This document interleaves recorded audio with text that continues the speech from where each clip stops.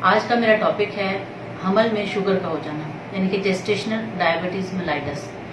इसकी डेफिनेशन क्या है, इसके क्या रिस्क फैक्टर्स हैं, क्या कॉम्प्लिकेशंस हो सकती हैं माँ और बच्चे में, और इसके क्या ट्रीटमेंट ऑप्शंस हैं, क्या हम इसका इलाज कर सकते हैं। आज हम इस टॉपिक को डिस्कस करेंगे। सबसे पहले तो जेस्टेशनल डायबिटीज मेलाइटस किसे कहते हैं। हमल में जैसा कि आप जानते हैं कि डॉक्टर आपके कुछ बेसिक टेस्ट करवाते हैं जिसमें शुगर का टेस्ट भी शामिल होता है।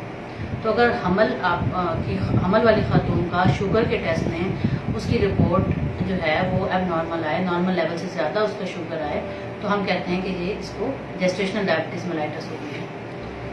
लेकिन ये जानना ज़रूरी है, कुछ खवातीन को पहले से शुगर होती है और उसको वो जानती होती हैं, वो ट्रीटमेंट ले रही होती हैं, तो वो जेस्टेशनल डायबिटीज़ मेलाइटस में नहीं आती। उसे हम कहते हैं नॉन डायबिटिक या प्री डायबिटिक। तो जब हमल में शुगर का लेवल ज़्यादा आ जाता है तो उसके बाद डॉक्टर क्या करते हैं कि आपका कोई डायग्नोस्टिक टेस्ट करवाते हैं। अब हमें कि ये कैसे पता चलेगा कि ये हमल में शुगर बढ़ी है या पहले से आपकी बढ़ी हुई चल रही थी। तो उस डायग्नोस्टिक टेस्ट के लिए जो हम शुगर ग्लूकोज पिलाकर मरीज का पहले खाली पेट शुगर का टेस्ट लेते हैं और फिर उसको ग्लूकोज पिलाकर लेते हैं। उसको कहते हैं oral glucose tolerance test, OGTT। ठीक है, और ये आपकी डॉक्टर ही आपको रिकमेंड करती हैं। कुछ रिस्क फैक्टर्स होते हैं जिनके बिना पर ये टेस्ट कराया जाता है। वो कौन से रिस्क फैक्टर हैं जिनमें हम ये टेस्ट करवाते हैं। जैसे खातून मेरे पास आई हैं, उनको बहुत ज़्यादा मोटापा है, उनका वजन 80 किलो से भी ज़्यादा है। ठीक है, तो उनमें मैं ये टेस्ट लाजमी खाली पेट एक शुगर का टेस्ट करवाऊंगी और ओरल ग्लूकोज टॉलरेंस टेस्ट करवाऊंगी। दूसरे नंबर पे अगर एक खातून है, उनको पिछले हमल में शुगर रही है और फिर दरम्यान में ठीक हो गई है, तो फिर भी मैं उनका ओरल ग्लूकोज टॉलरेंस टेस्ट करवाऊंगी। तीसरे नंबर पे वो खातून जिसके पिछला जो बच्चा हुआ है उसका साइज बहुत बड़ा था, 4.5 kg से ज़्यादा था, तो उस खातून में भी हम करवाएंगे। या उसके पेट में पानी पड़ जाता बहुत ज़्यादा, उस खातून में भी हम करवाएंगे।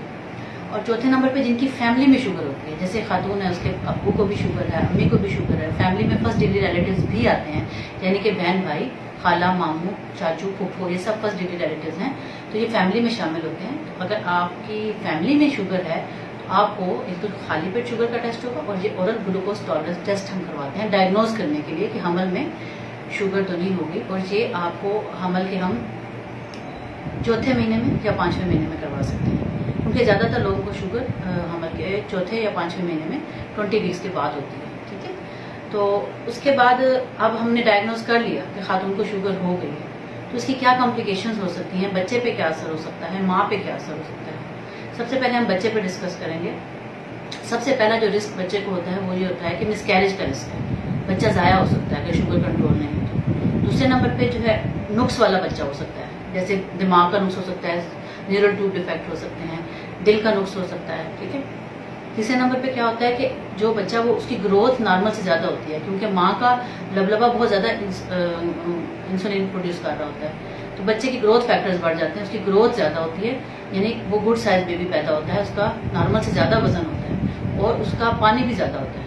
उससे हम कहते हैं पॉलीहाइड्रोमिया, यानी माँ के पेट में पानी ज़्यादा हो जाता है। उसके बाद क्या होगा, जब बच्चे का साइज ज़्यादा होगा, उसका पानी ज़्यादा होगा, तो नॉर्मल डिलीवरी मुश्किल हो जाएगी, डिफ़िकल्ट डिलीवरी होगी और वो बच्चा जो पैदा होगा उसके नॉर्मल डिलीवरी के चांस बहुत कम होंगे। सी सेक्शन पे ज़्यादातर ये एंड होते हैं, सिजेरियन होता है। और फिर जब सिजेरियन होता है उसके बाद जब वो बच्चा पैदा होता है तो उसका शुगर लेवल लो होता है बहुत ज़्यादा, क्योंकि वो माँ से ग्लूकोज ले रहा होता है, उसकी अपनी तो वो नहीं अभी काम कर रहे होते, तो उसके फेफड़े भी कमज़ोर होते हैं, लंग मेच्योरिटी नहीं होती इतनी अच्छी।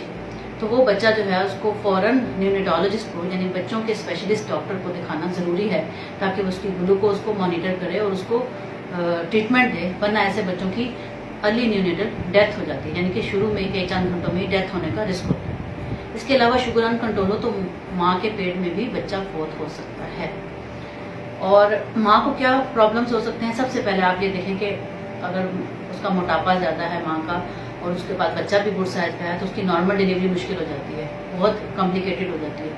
अब अगर सी सेक्शन माँ का होता है तो उसको सी सेक्शन के बाद उसका जख्म ठीक नहीं होता, उसे हम वूंड इन्फेक्शन कहते हैं। वूंड इन्फेक्शन में क्या होता है, जख्म में पीप पड़ जाती है और वो बड़ी मुश्किल से ठीक होता है। तो ये सारे रिस्क फैक्टर हैं जो शुगर के मरीज में हो सकते हैं, उसके बच्चे में। तो हमें करना क्या है, ट्रीटमेंट क्या करना है। ट्रीटमेंट ये है कि सबसे पहले अगर बॉर्डर लाइन उसके लेवल डिलेज हैं फीमेल के, तो हमने उसे डाइट और एक्सरसाइज से कंट्रोल करना है। डाइट का ये मतलब नहीं कि वो बहुत ज़्यादा डाइटिंग करे, लेकिन मीठा बंद कर दो। उसको हम स्पेसिफिक डाइट चार्ट देते हैं शुगर की खवातीन को, और हम उन्हें बताते हैं कि किस तरह उन्हें अपनी कैलोरीज को मेंटेन करना है, मीठा बंद करना है और वक्फे वक्फे से थोड़ा थोड़ा खाना लेना है, ठीक है। और दूसरे नंबर पे एक्सरसाइज क्या है कि बहुत हैवी एक्सरसाइज हम प्रेगनेंसी में रिकमेंड नहीं कर सकते, लेकिन हर खाने के बाद वो थोड़ा बहुत वॉक करेगी, मतलब 30 मिनट या 20 मिनट वॉक कर लेगी, तो वो खाना भी हजम हो जाएगा और उसकी शुगर भी लेवल भी मेंटेन रह जाएगा। दूसरे नंबर पे हम जो देते हैं ट्रीटमेंट में वो है इंसुलिन के इंजेक्शन।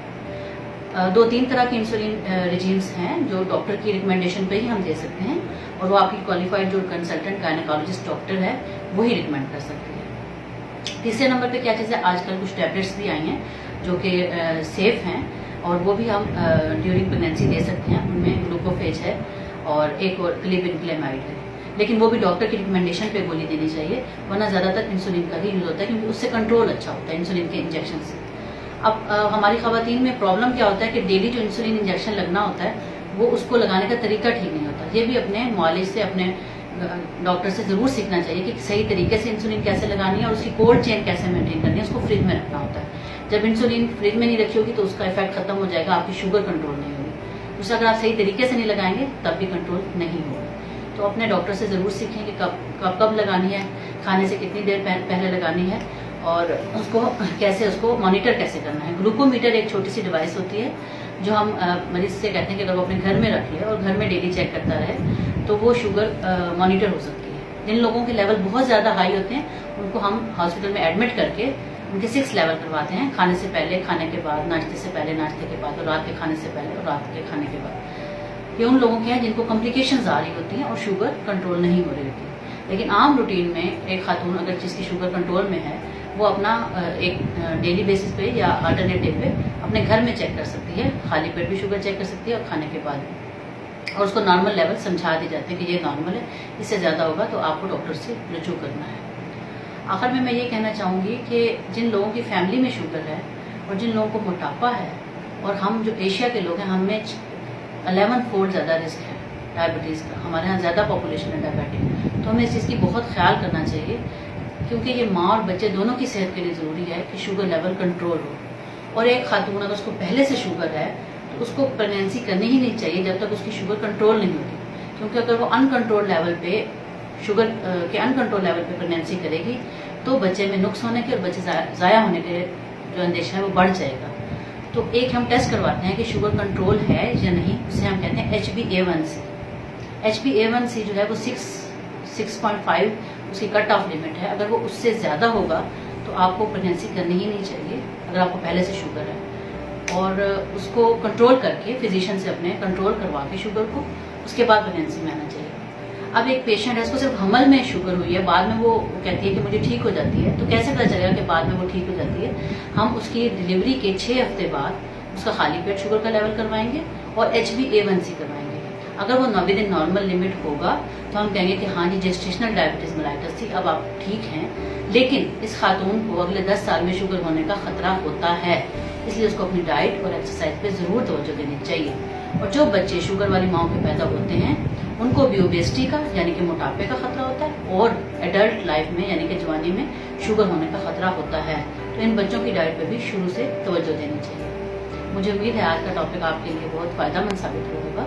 बहुत शुक्रिया।